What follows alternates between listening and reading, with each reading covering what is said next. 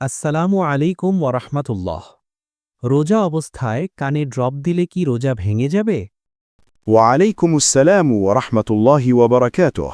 প্রিয় প্রশ্নকারী দিনী ভাই, যদি নাক, কান ও চোখে ড্রপের মাধ্যমে ওষুধ দিলে তা খাদ্যনালীতে চলে যায়, তাহলে রোজা ভেঙে যাবে। যদি না যায়, তাহলে ভাঙবে না। তাই রোজা অবস্থায় এসব ওষুধ ব্যবহার থেকে বিরত থাকাই সতর্কতা। তবে সাধারণত চোখে ওষুধ ব্যবহার করলে খাদ্যনালীতে পৌঁছায় না। তাই ফোকাহায়ে কেরামগণ লিখেছেন যে চোখে ওষুধ দিলে রোজা ভাঙবে না, তবে চোখের ওষুধও খাদ্যনালীতে প্রবেশ করলে রোজা ভেঙে যাবে।